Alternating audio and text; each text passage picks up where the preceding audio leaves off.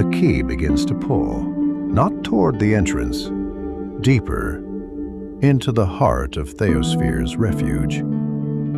Velmir can feel it in his hand, a strange attraction, almost like a magnet beneath the stone.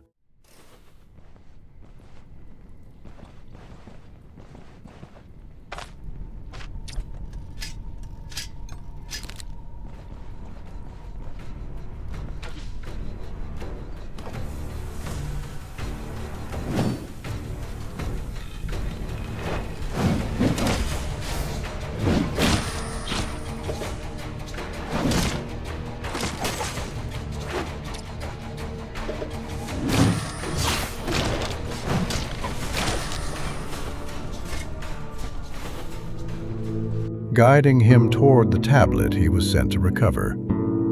But the further he walks, the stronger another sensation becomes. Pressure. Something lies ahead, something dangerous. Velmir does not know what it is yet, but he knows one thing. The priest knew this place. He knew the tablet was here, and yet he did not come to retrieve it himself. He sent Velmir instead. That thought does not leave him.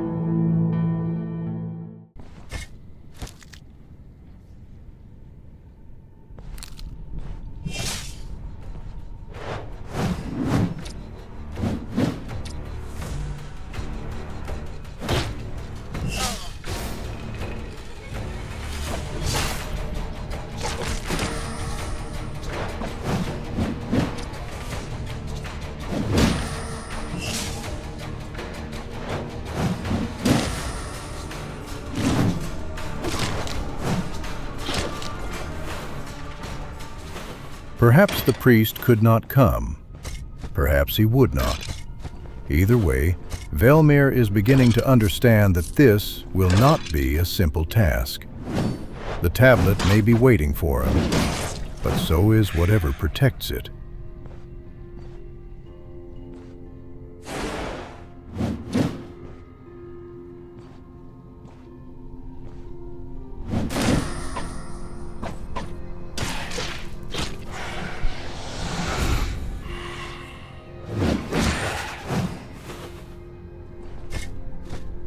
Velmir stops for a moment. The key pulls him forward. The danger tells him to be cautious. Neither one is enough to make him turn back. He has learned that a man's word is not measured by how easily he keeps it.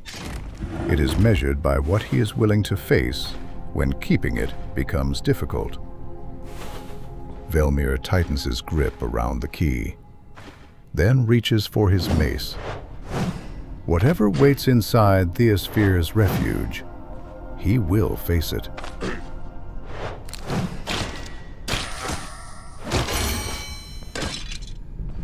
He gave his word, and Velmir has never needed an easy path to keep it.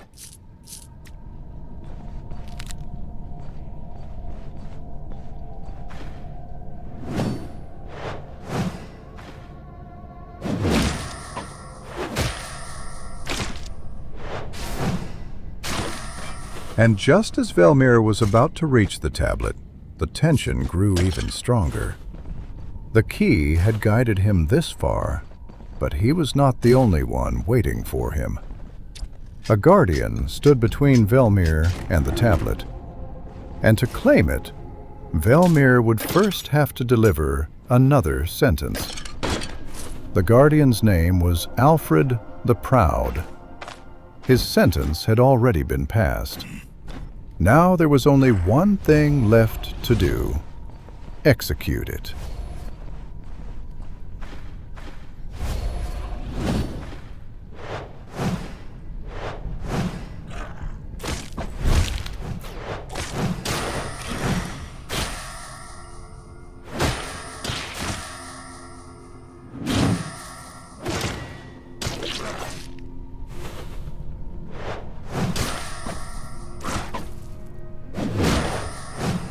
The guardian had been executed.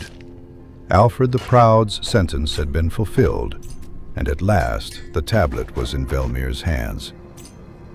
But recovering the tablet was only the beginning. Now he had to keep his word. 2 promises, 2 people, 2 completely different reasons. The priest needed the tablet to perform a blessing at the church. Owcrey, on the other hand, wanted to study it, understand its power, and use its secrets to conduct new experiments. Velmir had given his word to both of them, and a promise does not lose its value simply because keeping it becomes inconvenient. But before he could deliver the tablet, the priest needed something more. The ritual would not be simple. Dark forces seemed determined to prevent the blessing from taking place, sending creatures to stop the priest while he performed the ritual. Once again, Velmir would have to decide what needed to be done. And the answer was simple. If the priest had to perform the ritual, Velmir would make sure he could finish it. A new sentence had been passed: protect the priest. Execute every creature that sought to prevent the blessing. The tablet had been recovered. Now the second part of his duty would begin.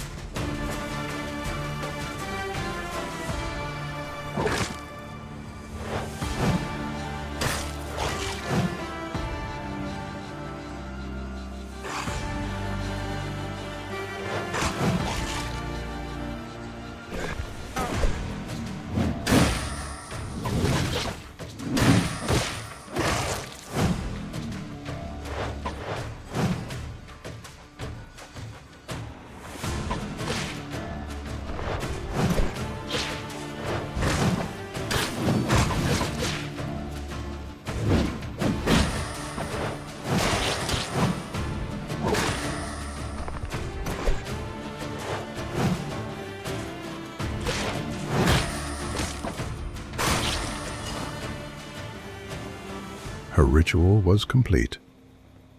One by one, Velmir had sentenced the creatures that tried to stop the priest. None of them had managed to interrupt the blessing. When the final words of the ritual were spoken, the tablet stopped glowing. And then, something changed. The church felt different. The air seemed calmer, cleaner. Velmir felt something he was not accustomed to feeling in Aldor. Safety. For a moment he simply stood there, observing the place. But he could not stay. His path was marked by promises that still needed to be fulfilled, and one of them would take him back to Owcrey. Even though the tablet's power had been used by the priest, Owcrey would still be able to recover its power and study the artifact in depth. The promise Velmir had made to him remained unchanged. 2 promises, 2 duties fulfilled, and with them, for now, Velmir's chapter in Rottenwillow had come to an end. Velmir had eliminated every known threat in the region. There was no sentence left to deliver. It was time to find a new objective. And that was when the caravan began debating where to go next. Before looking for another threat, they needed to take care of business. Everything they had gained in Rottenwillow could become more than simple supplies. If they chose the right goods and transported them to where they were worth more, they could turn them into a solid profit. The destination was decided: Brynn. But the journey would not be a direct one. The villages along the road offered an opportunity. Velmir would buy goods there at a favorable price, then resell them in the great city. It was not an adventure. It was not a battle. It was simply another way of protecting what they had built. The caravan set out. Village after village, Velmir bought what they needed for the journey and filled their cargo with goods destined for Brynn. And when they finally reached the great city, it was time to turn their efforts into gold. The goods were sold, the caravan's coffers grew. And with their new profits, Velmir could improve the camp, replace what needed replacing, and prepare for whatever came next. The next chapter had not yet begun, but the caravan was already preparing for it. When Velmir returned to the camp with all their business settled, Varen and Leaf had already made a decision.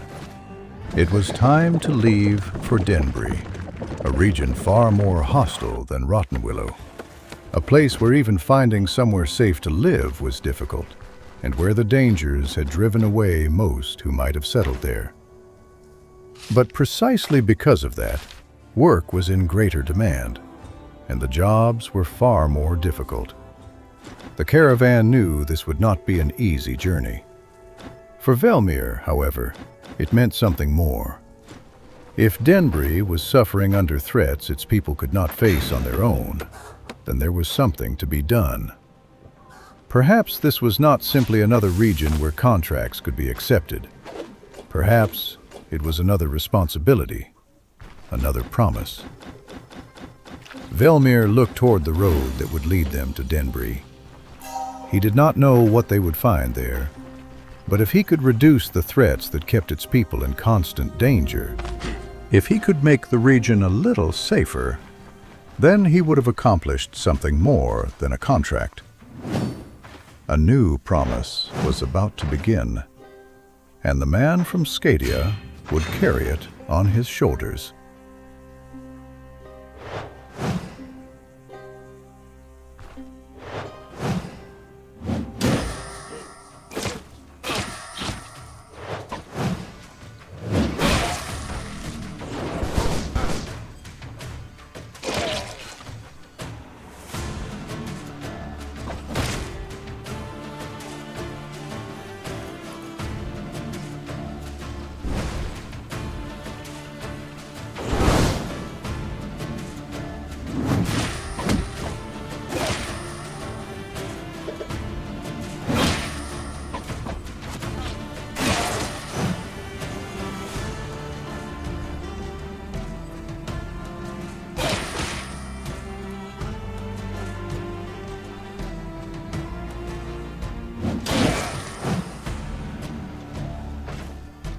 It seemed that the problems in Denbrie were even greater than the caravan had imagined.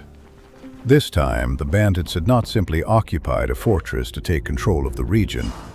They had begun stealing valuable goods and possessions, resources essential to Denbrie's survival. To its people, this was not simply theft. It was another threat against a region already struggling to survive.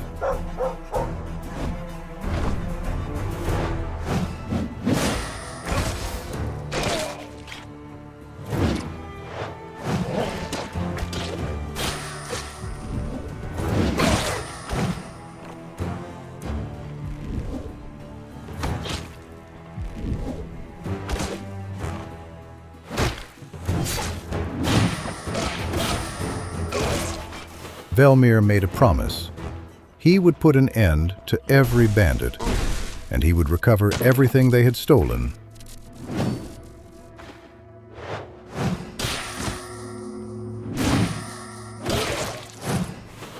There would be no negotiation.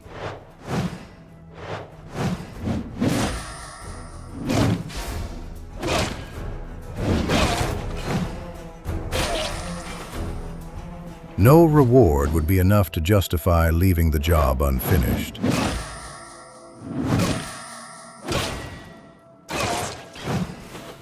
Every bandit who stood in his way would receive the same sentence.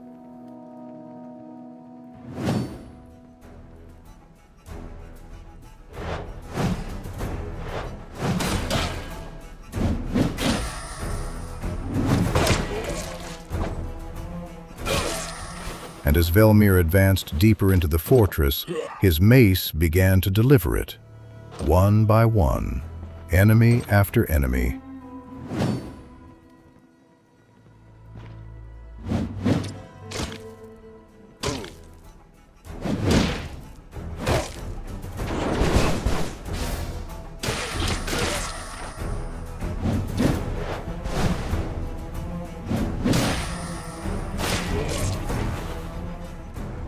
Denbrie's sentence had begun.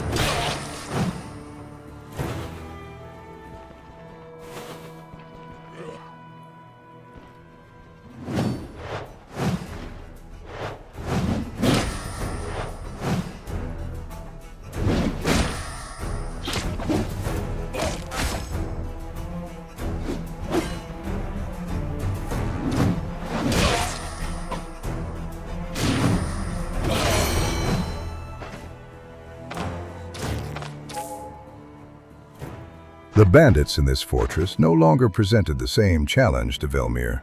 He had them completely under control. But this time, he was not there to prove himself.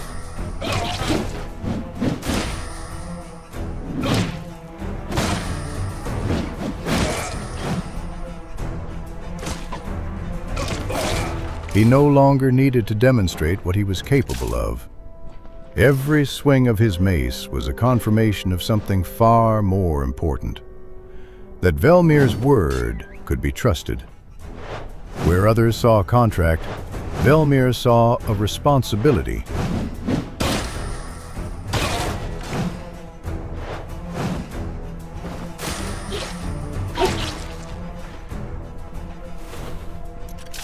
Where others saw a reward, he saw a promise that had to be kept.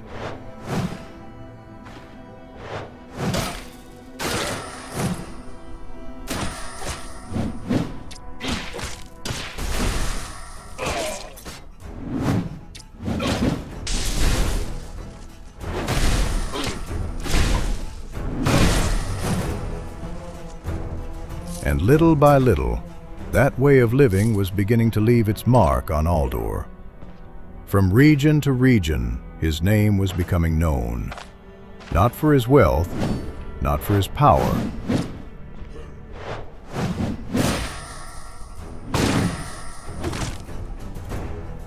but for something far more difficult to earn: reputation.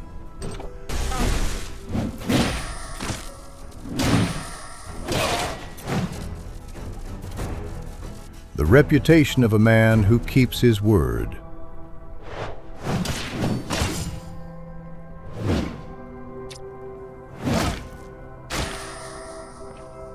The man from Skadia had arrived in Aldor as a stranger.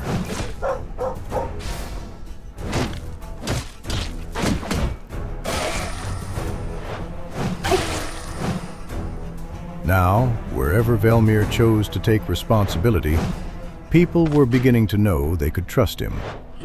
And every sentence fulfilled built a little more of that trust.